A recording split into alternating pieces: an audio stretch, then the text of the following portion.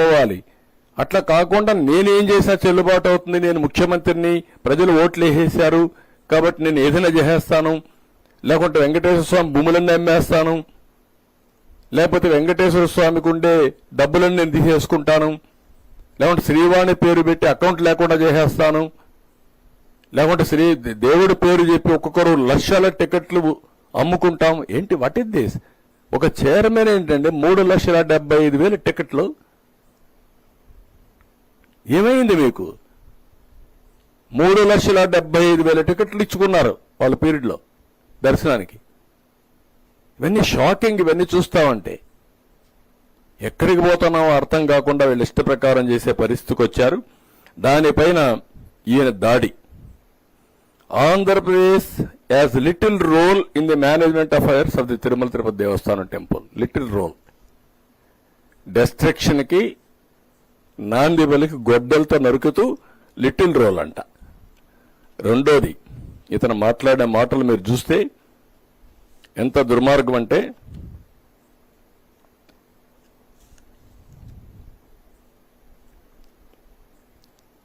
To summarise the process, the tanker containing ghee that reaches the temple should be accompanied by a certification as to the purity of the ghee and quality of the product from agencies that are accredited by the NABL.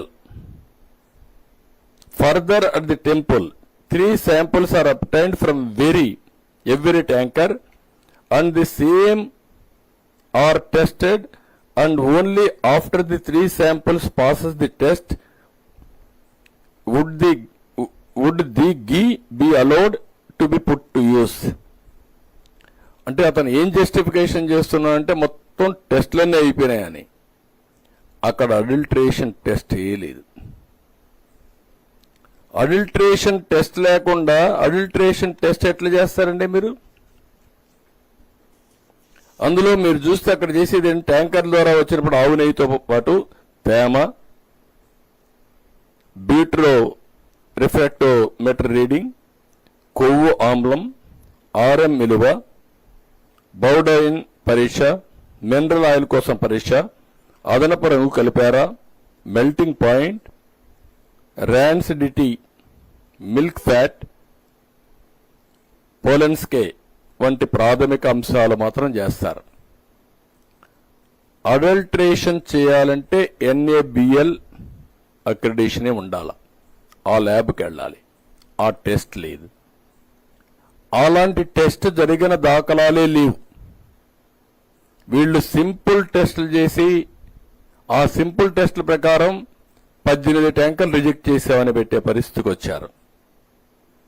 Tender condition ప్రకారం NABL accreditation lab కల్తీ ఉందా లేదా అనేది test చేయాలి.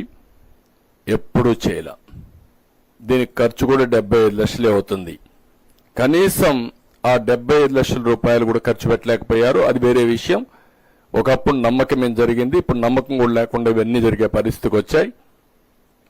ఇంగిత జ్ఞానం ఉండే ఎవడైనా సరే ఈఓగా వేసిన వ్యక్తి గాని, మేనేజ్మెంట్ గాని, ముఖ్యమంత్రికి గాని 319 రూపాయలకు నెయ్యి వస్తుందండి.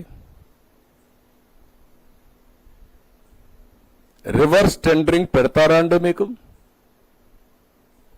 ఉండే కండిషన్ తీసేస్తారండి మీరు? అసలు పాలే అవసరం లేదు. 4 లక్షల లీటర్లు మిల్క్ మినిమం ఆపరేట్ చేయాలి. ఆపరేట్ చేస్తే అందులో వచ్చే గీ గాని బయట చేసింది గాని మొత్తమైనా కొంతవరకు ఉపయోగపడుతుందని పెడితే 4 లక్షల లీటర్లు అవసరం లేని పెడతారండి మీరు? 250 కోట్ల రూపాయలు టర్న్ ఓవర్ అవసరం లేని పెడతారండి మీరు? 3 ఏళ్లలో 1 ఇయర్ సరిపోతుందని పెట్టే పరిస్థితికి వచ్చారు. 3 ఏళ్లలో 1 ఇయర్ 250 అంటే 3 ఏళ్లలో 1 సంవత్సరం 150 కోట్లను పెట్టే పరిస్థితికి వచ్చారు. 12 టన్నులు అంతమంది పెడితే దాన్ని 8 టన్స్ తగ్గించేసే పరిస్థితి. అసలు అన్ని కండిషన్స్ డైల్యూట్ చేసేసి ఈరోజు మొత్తం ఈ వ్యవస్థని భ్రష్టు పట్టే పరిస్థితి వచ్చి మళ్ళా దాన్ని సింపుల్ గా చేసి 18 సార్లు వీళ్ళు మేము రిజెక్ట్ చేసేసాం. With such robust procedure and practices in place, It is impossible for adulteration ghee to pass through and be used in the preparation of prasadam. అంటే సర్టిఫికెట్ ఇచ్చేసావు. అంటే జస్టిఫికేషన్ కూడా అడ్డదారిన ఇష్టానుసారంగా చేస్తూ అక్కడ మాట్లాడుతూ నా మీద ఇక్కడ కూడా విషయంగా పరిస్థితికి వచ్చాడు.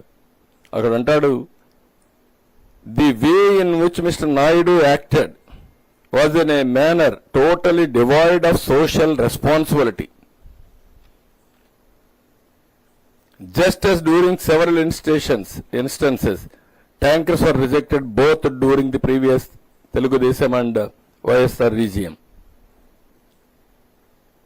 The most dishonest manner at a political party meeting evidencing his political intent is nothing short of a crime. నేను నేరం చేశాను, తప్పు చేశాను పట్టుకోవడానికి. ఎక్కడికి పోతున్నారో నాకైతే అర్థం కావడం లేదు. అదే సమయంలో ఇంకొక పక్కన చూస్తే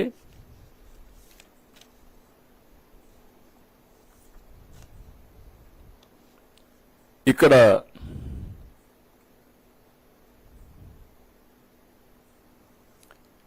జస్టిఫికేషన్ చేసుకుంటున్నాడు. ఆ జస్టిఫికేషన్ ఈ పేర అంతా మీరు 5వ పేర చదివితే ఆవు నెయ్యి అంతా కూడా డిఫరెంట్ కౌస్ డిఫరెంట్ ఫ్యాట్ తింటాయి, డిఫరెంట్ గడ్డి తింటుంది, ఒకే కౌ తింటుంది, కాబట్టి వారికి వేరియేషన్ వచ్చేసరికి అవకాశాలు ఉన్నాయి అని మొత్తం మీరు అదంతా చూస్తే వెరీ ఇంట్రెస్టింగ్ గా జస్టిఫికేషన్ చేసుకుంటూ the categories include scenarios such as milk fat being obtained from cows which received an exceptionally high feeding of pure vegetable oils, cotton or palm oils, milk fat obtained from cows that are suffering from energy deficiency, milk fat obtained from cheeses showing increased lipolysis and so forth. Therefore, if any of the above scenarios exist, then the methodology adopted would yield an incorrect and false positive result. Conclusion ఇచ్చేస్తున్నాడు ఇంట్లో కూర్చొని. నేను చేసిందే right కాబట్టి నేను చేశాను, మీరందరూ follow కావాలి. ఎవడు ఏ సైంటిస్ట్ ఇచ్చినా ఏ ల్యాబొరేటరీ ఇచ్చినా దే ఆర్ ఆల్ ఫాల్స్ అని ఇంట్లో కూర్చొని సర్టిఫికెట్ ఇస్తున్నాడు ఆయన. దానిపైన no responsible individual should make such shocking accusations having the potential to seriously besmirch the integrity and sanctity of a world-renowned organization such as the TTD and hurt the sentiments of crores of people on the basis of an inconclusive finding, let alone a politician like Mr. Chandrababu Naidu. అంటే what are you talking? నువ్వేమి చేసినా ఎంత అపవిత్రం చేసినా ప్రజలు అందుకే shocking treatment ఇచ్చారు. ఇలాంటి తెలుసుంటే అది కూడా వచ్చేది కాదు. సంఘ బహిష్కరణ చేసేవాళ్ళు, రాష్ట్ర బహిష్కరణకి ఎలిజిబుల్ అయిన వ్యక్తులు వీళ్ళు.